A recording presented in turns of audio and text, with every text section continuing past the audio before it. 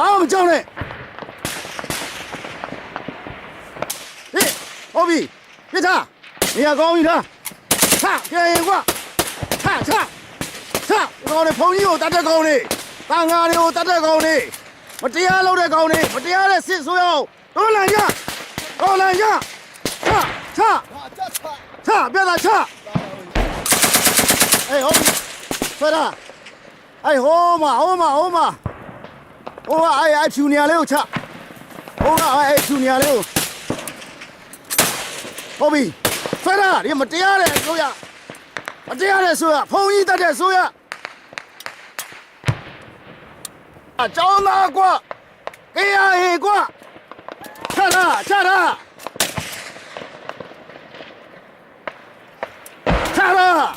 အိမ်တိုင်းမှာစစ်သားမရှိဘူးအိမ်တိုင်းမှာကျောင်းသားရှိတယ်ချတာဟုတ်ပြီချတာအေးဟုတ်ပြီချဟာဆိုရတယ်ဒီကောင်နေထိုးစင်းမရှိလို့အလကားလိန်ညာပြောနေတာ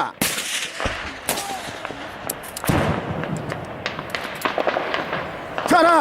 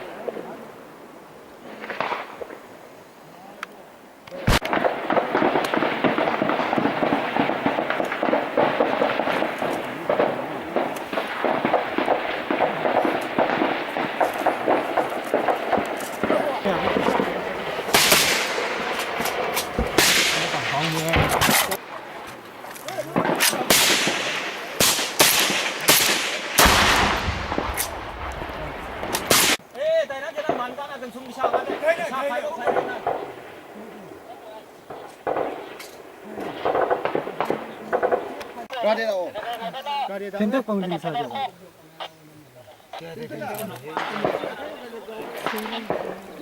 Yudan dana ise buat.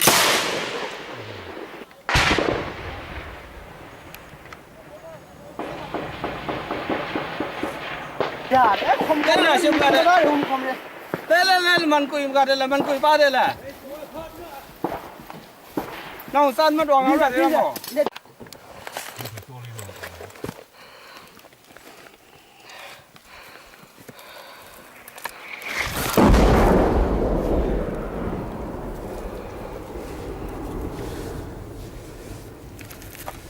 Nó bị lúng gì? Rồi nè. Thì đâu còn ê, đi ra rồi. Khi mà nó thu rồi. Sốc.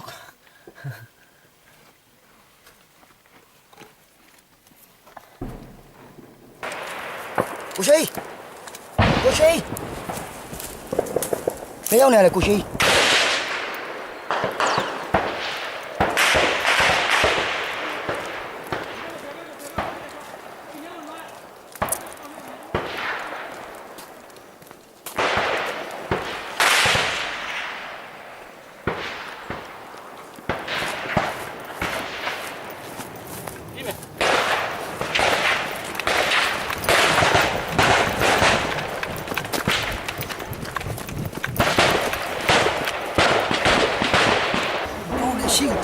Mà con này siêu chi sao? Cái bữa xin này vừa về à? Tại bữa chị nhớ rồi, cha này là chúng nó cũng có cái điều em rồi đi này. Cho con tâm rồi xin đi mấy thế này. Xin đi mà. Nó lên cái đây mà. Yo, mà heo. Yo. Chị thì mới làm mấy, con làm mấy. Ê, square à. 嘿，哎，大瓜，红你在这搞的差。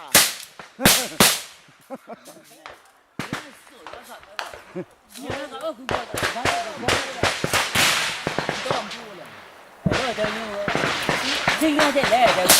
你看这个不？我上去那个，那得就。我讲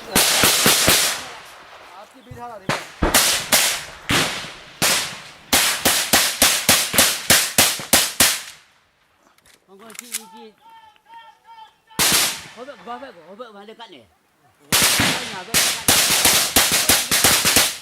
搞呢，好比，OK，差，好比，摔了，让他站不了哇，摔了，这来酸变回来了，打击的老嘛，好话，唱话，哎，嗯。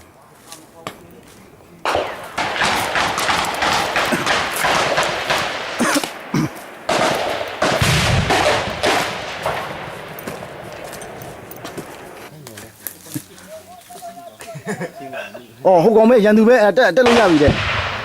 အဲ့人道ပဲ ဖះလဲလူ တက်လို့ရပြီလို့ပြောတာ ဟိုပဲကြားတာဖုန်း ဟို စားကြည့်တယ် ဟိုဖះဟို လေကားထိုင်ဖို့ပဲ ဟုတ်လား လေကားရဖို့ပဲအဝေးကြီးမမီပါလာ ဟမ်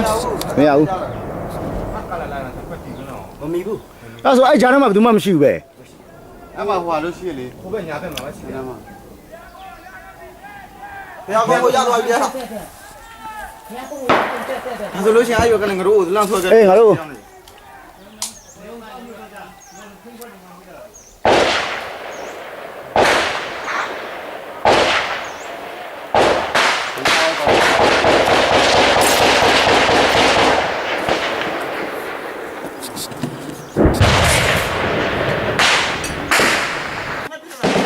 လာလာမလား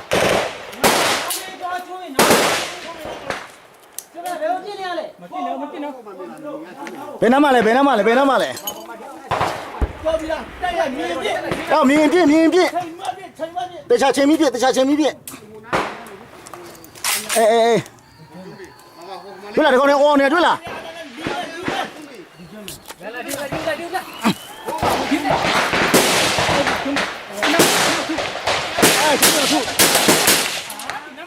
အဲ့နမမကြတယ်မကြောက်နဲ့အေးဆေးပဲမကြောက်နဲ့အေးဆေးပဲဟောအေးဆေးစတယ်လေးနဲ့လို့မပြာနဲ့ငါတို့ရက်ွယ်ရှိတာလေဟောငါလည်းကြည့်အောင်မင်းငါလည်းခွေးအနောက်ကနေမပြည့်နဲ့လေဟောအေးလေရတယ်အေးမေလွာငါလည်းခွေးငါဖင်သွားထိအောင်မယ်ကွာဟုတ်ပြီအေးဟုတ်ပြီ ကိုတီ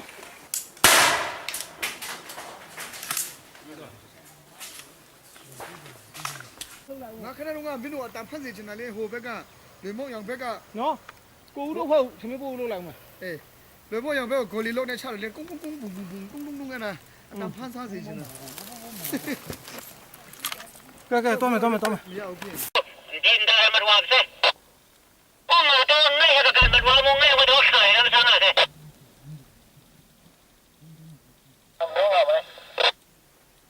no ba den bo lo nga chu si ane ba ni ya wale ante tik demo no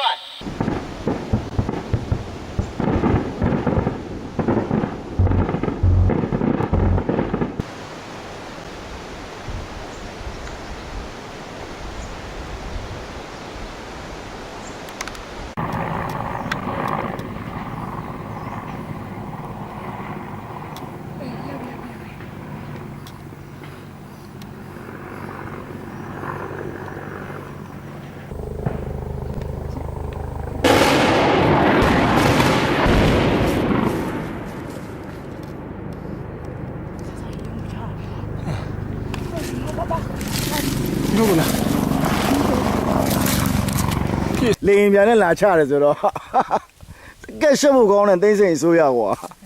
ဟုတ်လားတကယ်ကောင်းသိစိန်ဆိုရမင်းဟောင်းလိုက်မင်းတို့ကောင်းတယ်မရှက်ဘူးလားကွာမင်းတို့စငါအရန်ရှက်တာပဲလို့ လေလာကောလူတွေလည်းအရန်ရှက်တယ်ဗျာခင်ဗျားတိုင်းရင်းသားလူနည်းစုတွေခင်ဗျားတို့ကလေရင်ပြန်နဲ့လာပြစ်တယ်ဆိုတော့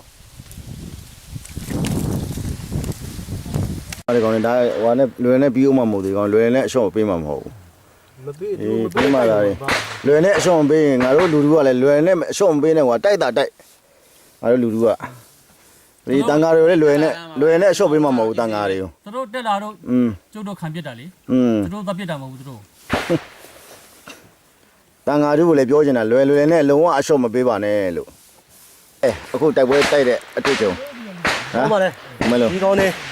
ဒီကောင်တွေကဖုန်းကြီးတက်တဲ့ကောင်တွေကကောင်တွေကန်ကြီးထိုက်တာပဲကန်ကြီးထိုက်တာနော်ကန်ကြီးထိုက်တာသူတို့ထိုက်တဲ့နဲ့အပြစ်နဲ့ပေးရမှာပါအဲ့ရကိုတိုက်ရတာပြောတယ်ဟိုတယောက်ကပြန်ပြေးပြီဟာတဲ့ချတာလားပြန်ထမ်းနေတာလားထမ်းလို့မရဘူးလေဟုတ်လားဟိုမှာလေးထားတယောက်ကလဲနေပြီလား3ယောက်ကိုဖျားရိုက်ပြီလေဖျားရိုက်ပြီ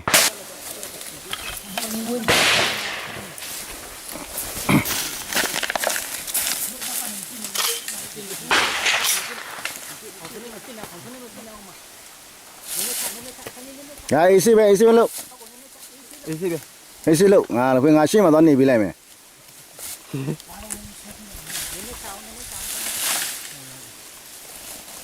ပြာနဲ့ဒီကွာပြာတာမကြိုက်ဘူးလို့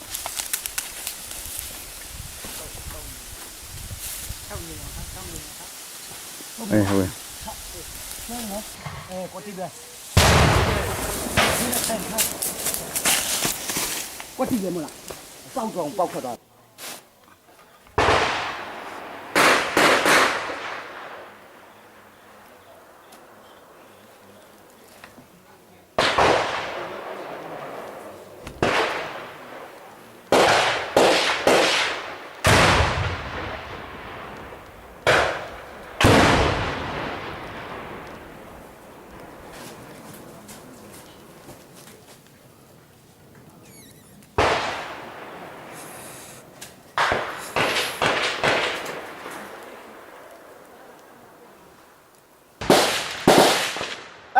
ဒီဘက်အဲ့ဇောင်းကိုပြစ်ပေးအဲ့လမ်းဘက်ကို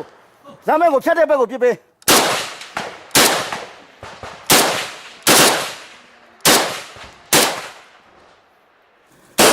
ဟုတ်ပြီအပိုင်ချိန်ချ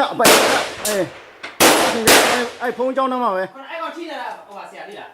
အဲ့ကောင်ထိသွားပြီထင်တယ်ထိလာတာကိုကျွန်တော်ရမဒီဖုန်းနဲ့ချိန်ထိလိုက်တာလေဖြစ်နိုင်တယ်လောက်စီလုံးနေပဲနေတာပင်ကြားထဲမှာဆွဲရယူပဲအဲ့ဒီခါချင်းဆောင်ပြီးတော့ပြ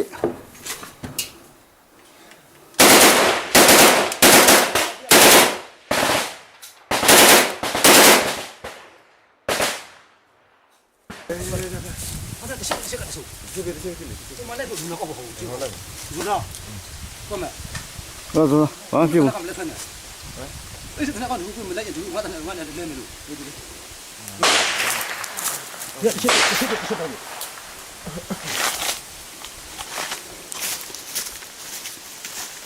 ောက်မှနေထားသားလေသွားမဖြတ်ပါဦးမယ်တဲ့ဘာကြောင့်ရလဲနောက်ပါပေါ်လူပါဒီဘက်မှာမရှိတော့လားဟိုမှာရှိမှတော့မလို့ပြင်းမလဲပြင်းဟာလာမင်းဟိုဘက်ကိုပဲကြည့်နော်ဒီဘက်ကိုမပြင်းနဲ့နော်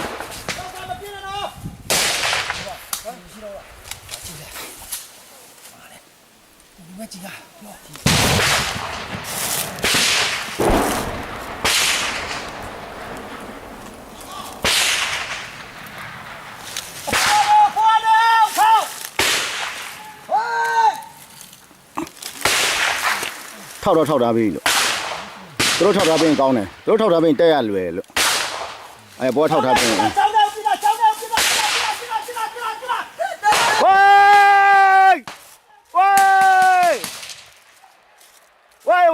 ဝိုင်းညီလေးတို့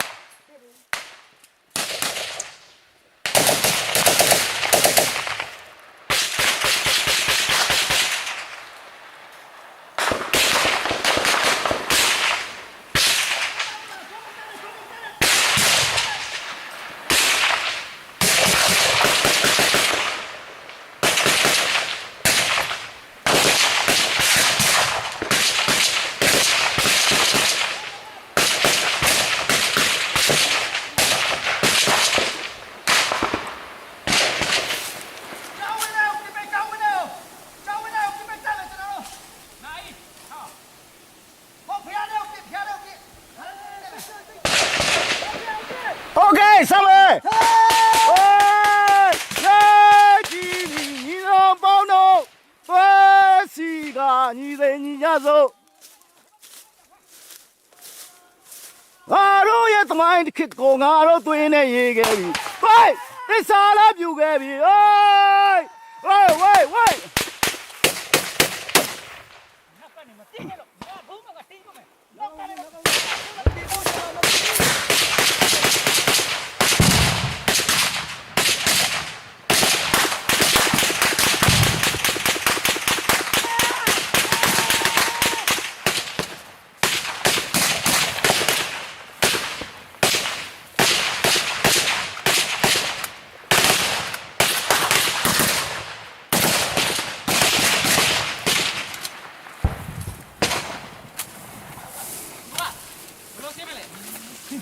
累行不累？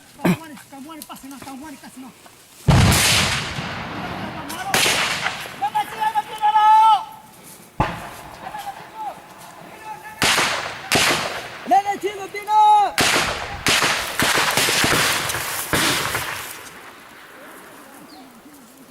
别把两鞋子穿了。给，那么，再打过。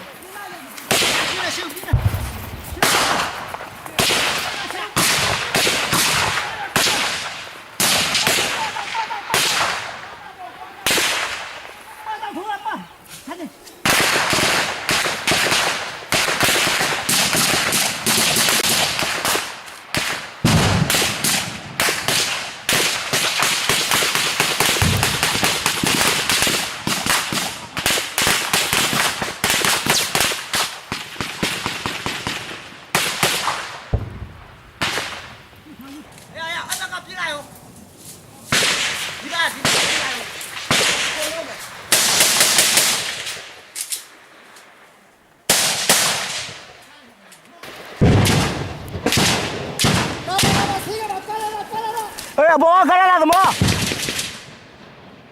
干了，出备，干了。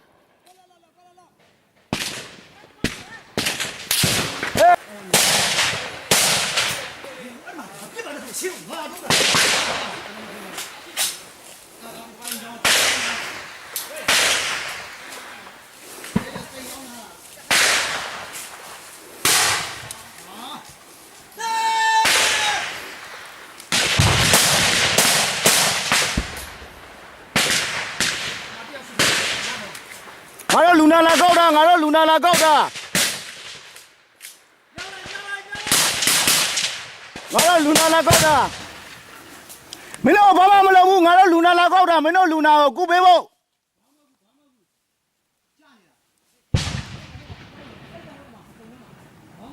搞不好你按照马好那嘛，哎呀，别别那别看嘛，那个抢吧，那不抢。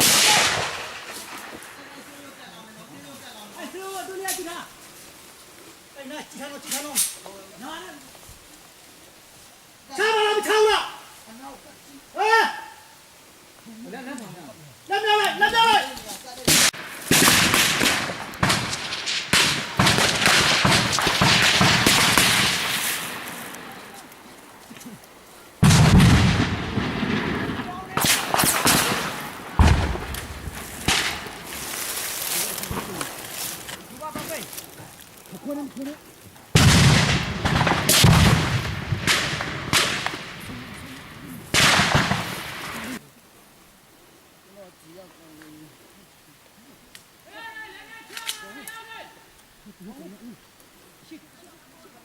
没那么差嘛，打了保了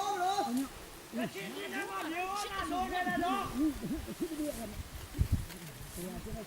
不是。ကျွန်တော်ရန်သူတက်ရှစ်တက်ဝင်မဲ့ထားလိုက်တဲ့အချိန်မှာရန်သူဘက်ကကျွန်တော်ပြတယ်နည်းနည်းတော့ရှက်ထီသွားတယ် ပြန်မေးထီရနေအပေါ့ အေးရှက်နေပါ အော်အေးကိုလူကန်ကောင်းတယ်ငါသားခုနငါတို့နဲ့အတူတက်တော့အဲ့ဟိုရှေ့မှာမလား ဟုတ်တယ် ရှေ့မှာအဲ့ဒါကြီးဖြတ်တဲ့လမ်းကြောင်းကြီးခုနဟိုမှာဝိုင်းချစ်လေအဲ့ဒါပဲ ဟုတ်တယ်ဒီပါကျွန်တော်တို့ဒီစေးပြောလို့ရမယ်ဆိုပြီးရှေ့တက်ပြီးတော့မှ ဒီမှာထိသွားလား ဒီမှာ ဩအေးမင်းတို့ကုသကံကောင်းတာလို့သူကဒီကောင်လေးကိုဒီကောင်ရဲ့သုံးသက်ချက်အရာဘလူးကောင်လေးလို့သုံးသက်တယ်လေသူကဒီကောင်လေးလားဒီကောင်လေးက ပြောမယ်ဆိုလို့ရှိရင်ဟိုဟာပေါ့ဖက်စစ်ဂျပန်နဲ့ကိုလိုနီစနစ်နှစ်ခုပေါ့ကွာပေါင်းဆက်တာပေါ့ဟစ်တလာတဲ့စိုးတယ်ဒီကောင်တွေကဟစ်တလာသူ့လူမျိုးကိုမတတ်ဘူးအာနာရှင်ကကိုလူမျိုးကိုပြန်တတ်တာလေအခုသိန်းစင်ဆိုကအပြောင်းလဲလုပ်နေတယ်ပြောတယ်လို့ဘာအပြောင်းလဲလဲအခု ဟုတ်တယ်တူက ဟုတ်တယ်မလား ဟုတ်တယ်တူ ဘာအပြစ်ခတ်ရစေးလုံးဖို့ကြိုးစားနေကြတာလေအပြောနဲ့အလုတ်ကညီရတယ်လေအစိုးရတရက်ဆိုတာအပြောနဲ့အလုတ်မညီဘူးဆိုလို့ရှိရင်အဲ့ဒါအဲ့ဆိုကအလကားအစိုးရပဲအဲ့ဒါညောင်းနေကအစိုးရပဲလို့ ဟောဒါဆိုလို့ရှိရင်ဒီအခုဖြစ်နေတဲ့တိုက်ပွဲပေါ်မှာတူကအနေနဲ့ဘယ်လိုများသုံးသပ်တယ်လဲ ဒီကောင်ကအမြဲတမ်းသူထိုးစစ်မရှိဘူးလို့ပြောတယ်လေအခုတက်ထိုးလာတာပဲကြည်လေအဲ့တက်ထိုးလာတဲ့စစ်ပွဲမှာအခုငါတို့ចောင်းသားတက်မတော်နဲ့မဟာမိတ်ကေုံနဲ့လက်တွဲပြီးတော့ခံတယ်ဒီကောင်လည်းအခုပြန်ဆုတ်ပြီလေပြေးနေရပြီလို့ ဟုတ်ကဲ့တူ ခွေးပြေးဝယ်ပြေးရတာပေါ့ကွာ ဒါဆိုလို့ရှိရင်တော့အခုမှဆိုလို့ရှိရင်တော့ကျောင်းသားတက်မတော်နဲ့ကဲတက်မတော်တို့အားလုံးစုစုပေါင်းအင်အားဘယ်လောက်လောက်ရှိတယ်လို့တူကခံမှန်းလဲ အင်အားတော့ဒီမှာအားလုံးဖြန့်ခွဲထားတော့900ကျော်လောက်ရှိတယ် ဩသူတို့ဘက်ကရန်သူရဲ့အင်အားကိုရောတူက ရန်သူအင်အားတော့စစ်ကြောင်း3ကြောင်းစစ်ကြောင်း3ကြောင်းဆိုအနည်းဆုံး300လောက် ဩ 400လောက်ပါမယ် ဟုတ်ကဲ့ တော့ငချင်းမီက3လက် ဩ ဟုတ်လား ဒါဆိုလို့ရှိရင်တူကအခုကတော့တူကမေးမြန်းဖို့အခက်ခဏလေးကတော့တိုက်ပွဲဖြစ်နေတယ်ဆိုတော့ဒီလောက်နဲ့ပဲကျွန်တော်တို့ခဏနားလဲအောင်တူက ကဲတန်ကျူပါပဲကျေးဇူးပဲ ဟုတ်ကဲ့တူဟုတ်ကဲ့ ဟိုတဲ့အခုဖြစ်ရနှလုံးဖြစ်တဲ့ ဒုတိယအချိန်ပြအောင်မယ်ဒီတော့ဖြစ်အောင် ကြီးတော့ဖြစ်အောင်ဟုတ်တယ်ကြီးရတဲ့ဘောပဲကျန်တာ ကျွန်တော်ဖြစ်စင်တာဒီတမျက်နှာလေးထိုးလို့မရဘူး မရဘူးမို့ဒီကောင်ကြည့်ဖြတ်လမ်းကြောင်းကဒီနေရာဖြစ်နေတာခုနဟိုကောင် တယောက်ကအာရမော့ရနေပြီးတော့မော့ကြည့် ကျွန်တော်ကောင်တယောက်ထိသွားတယ် ဟမ် ဦးကြီးဖြတ်မှတော့တခါ အေးဟုတ်တယ်လေခုန1ချစ် ဟုတ်ထိသွား အဲ့နေရာခုနပြောကြည့်ဖြတ်တဲ့နေရာကြီးလို့ ကျွန်တော်ကဟိုတစ်ကို ငါ10ပြောက်ထိသွားပြီးအောင်မင်းနေတာ ဟိုတင်းကိုအပိုင်ယူခိုင်းတာ ဟွန်း ဟိုတင်းကိုအပိုင်ယူရင်ပြီးအောင်လို့ရပြီ ဘယ်တဲ့ဟိုကြောက်တုံးကြီးပါတာ အဲ့ဒီကြောက်တုံးလေတင်းကိုလိုဖြစ်နေလေ မဟုတ်သူတို့ကတို့တော့အဲ့ကောက်တော့သူတို့ဟိုအောက်ကနေဖြစ်နေ ဒုတိယချင်းကျွန်တော်တို့ပြန်ရှင်းမယ်လက်ချမ်းမှာအခုရန်သူတွေအင်အား50လောက်ရှိနေတယ်ဆက်လက်ကြီးလည်းရှိတယ်အခုကျွန်တော်တို့ပြန်ရှင်းမှာဒုတိယချင်းအခုပွဲဒုတိယချင်းကျွန်တော်ရန်သူရှင်းဖို့ပွဲဖြစ်ပါတယ်ဒုတိယချင်းကျွန်တော်တိုက်ပွဲပြန်ချအောင်မှဖြစ်ပါတယ်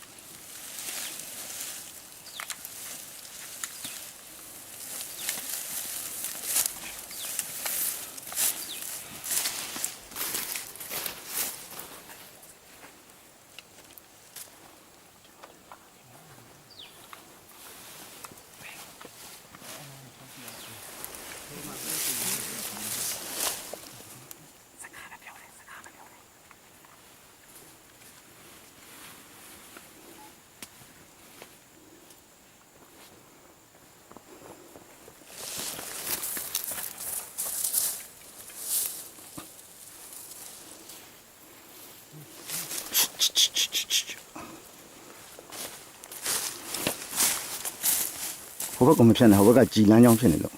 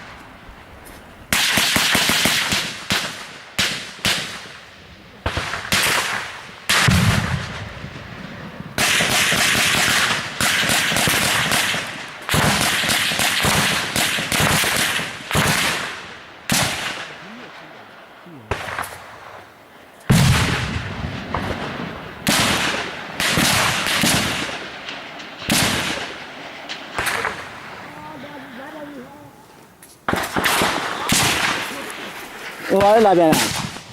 အေးကြီးပြီညီနောင်ပေါင်းတို့ဝေးစီကညီစေညီကြစို့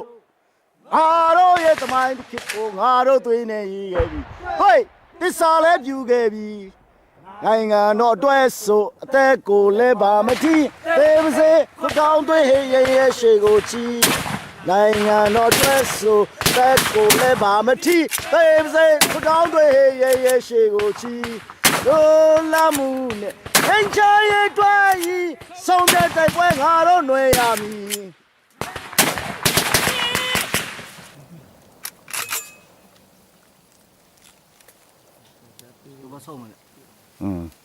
ဆုံးမရမလို့အချင်းချင်း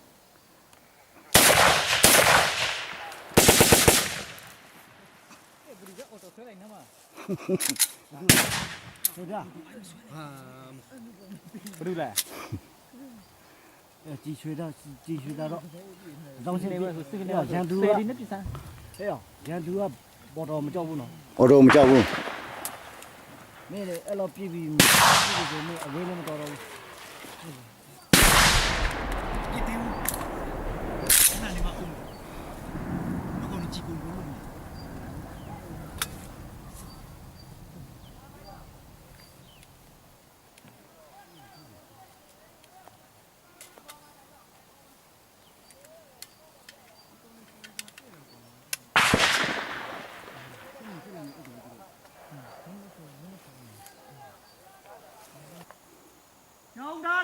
ကျောင်းသားစစ်သားတော်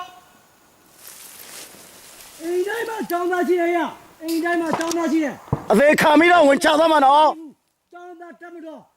မင်းတို့ကျောင်းသားတက်မတော်အကြောင်းမသိဘူးလားကျောင်းသားကဗမာပြည်သမိုင်းမှာသိရဲတယ်ကွာမင်းတို့မသိဘူးလားမင်းတို့ဘာကြောင့်ငါတို့မြေပေါ်မှာမင်းတို့လာအနိုင်ကျင့်ရလေမင်းတို့ငါတို့ထိုးစစ်ဆင်လားအိမ်တိုင်းမှာကျောင်းသားရှိတယ်အိမ်တိုင်းမှာစစ်သားမရှိဘူး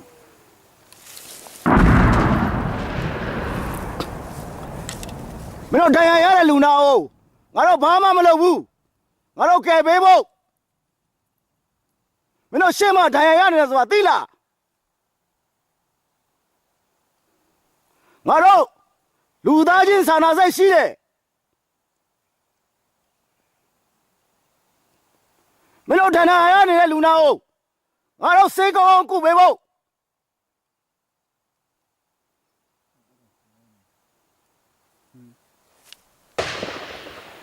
ငါတို့ကမင်းတို့မုန်းလို့စစ်တိုက်နေတာမဟုတ်ဘူးကွာမင်းတို့ခေါင်းဆောင်တွေမကောင်းလို့ကွာ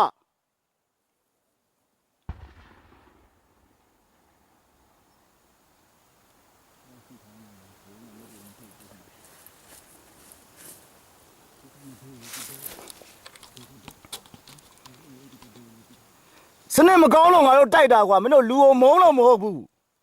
စနစ်ကိုမကြိုက်လို့တိုက်တာ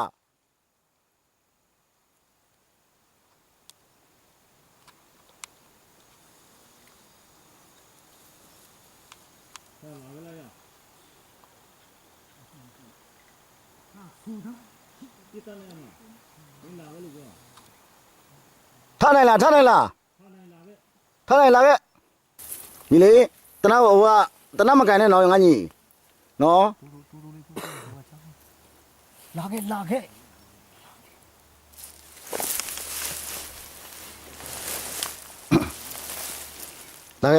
ာခဲ့လို့ဟောကာပြေးပေးနေမကြောက်နဲ့မင်းတို့ပြည့်ရှင်ငါတို့ပြစ်လိုက်ပြီပေါ့ကွာချိန်ထားတော့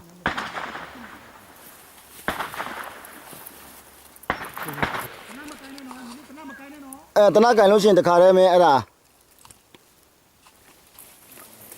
ချိန်ထားအမဘယ်နှစ်ယောက်လဲရှိသေးလားဘယ်နှစ်ယောက်လဲညီလေးဘူးထုံးနေလာခဲ့လက်ထောင်ပြဘယ်နှစ်ယောက်လဲ4ယောက်လား5ယောက်လား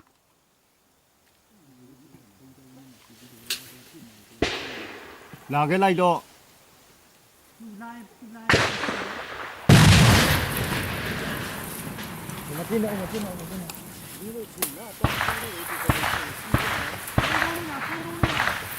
ကောထုံးနဲ့အကောင်ကြည့်တော့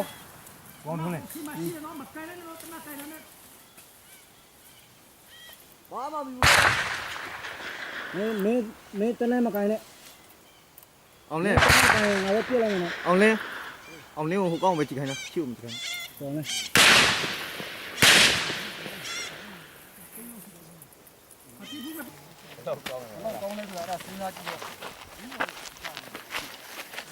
သူတို့အလားသူတို့ နာမည်ဘယ်လိုခေါ်လဲ မောင်ထား ဟမ် မောင်ထား မောင်ထား ဟုတ်ချင်း ချင်း ဟုတ်ကဲ့ ဟာအေးအသက်ဘယ်လောက်ရှိပြီလဲ 35 25 ဟုတ်ကဲ့ ဟာအေးဟုတ်ပြီမင်းဘယ်တက်ရင်ရလဲ 33 383က ဟုတ်ကဲ့ ဘာအဆင့်လဲ သူတကြ ဒုတက်ကြ ဟုတ်ကဲ့ ဟောအေးအခုမင်းဘယ်မှာထိထားလဲ ပေါ်မှာရင်ပတ်မှာလို့လက်မှာ ဟာအေးအေးဟုတ်ပြီမင်းနော်ငါတို့မင်းကိုစိတ်ကူးမှကြားလား ဟုတ်ကဲ့ အေးအတင်းတာနော် ငချင်းကြီးကချက် ဒီမနေ့ကကိုကျော်တို့ဒီဟိုကျောင်းသားတက်အနေနဲ့ရှင်းလင်းရေးဝင်တာဘယ်နှစ်နိုင်လောက်လဲမသိဘူး ဟောကျွန်တော်တို့ဒီတိုက်ပွဲပြီးတာကတော့8နာရီလောက်ပဲကျွန်တော်တို့တက်ရှင်းတာကပြန်ဆောက်ပြီးတော့ရှင်းတာ8နာရီခွဲလောက်ကျွန်တော်တို့ပြန်ဆောက်ပြီးဆင်းရတယ် ဟုတ်လား 8နာရီခွဲမှာကျွန်တော်တို့ဒီမှာအကုန်လုံးရှင်းတယ် ဒီမှာအင်အားဘယ်လောက်ရှိလို့ဆင်းလဲ